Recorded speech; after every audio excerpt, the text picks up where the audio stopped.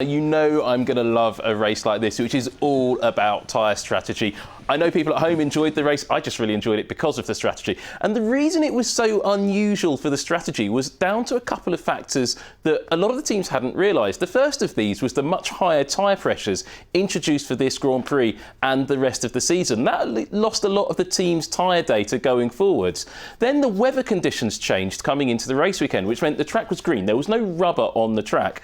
And then there was a lack of grip, and the tyre temperature was lower. So early in the race, Charles Leclerc came into the pits on lap 16, and Mercedes saw this and brought in Valtteri Bottas. They were trying to see, because the undercut looked like it was going to work really well against Max Verstappen. So when Mercedes brought in Valtteri Bottas, they thought, right, we'll get ahead of the Red Bulls, we'll have a 1-2 situation. Except Red Bull responded to Valtteri Bottas's pit stop, and then they came in and brought Max Verstappen into the pits. He put in a cracking in-lap and a cracking out-lap, while Lewis Hamilton didn't react to Red Bull, and they left him out for 2 laps longer than Valtteri Bottas. That was enough to lose Hamilton the lead that he'd gained early in the race when Verstappen had made that mistake.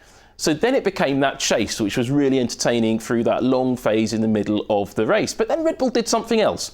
They realised something that Valtteri Bottas had also realised, but the team hadn't listened to him, that actually the hard tyres wouldn't go the distance in the race. They'd start blistering, they'd start to get graining, and they wouldn't have the pace to go all the way to the end of the race.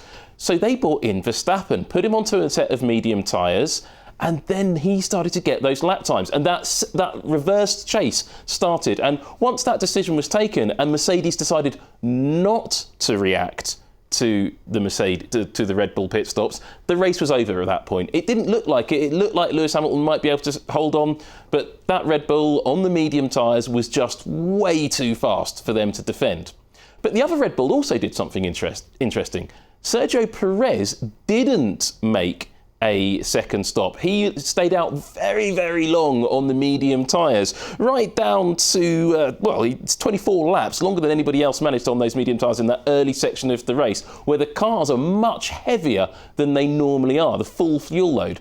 So then he started hunting down Valtteri Bottas on the hard tyres. But late in the race, he got the overtake done, but it proved to be a little bit controversial, because coming up behind Bottas, he pulled out, made the move stick, and it looked all easy peasy. Then shades of Bahrain. On the exit of the corner, Sergio Perez ran very, very wide. And the question was, the race director noted it very instantly, and we did in commentary, did he go outside the white lines on the exit? Because that would have been a breach of Article 27.3 of the sporting regulations, and there would have been an illegal overtake. So there you go. He was clearly off the track.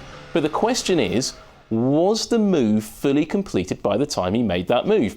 I don't think it was. Could he have made the move if he'd gone wide on the exit? I'm not sure. I think it's not the same situation as it was in Bahrain, though. I think it was just about a legal pass. But I think Sergio Perez is very lucky to hold on to that third position.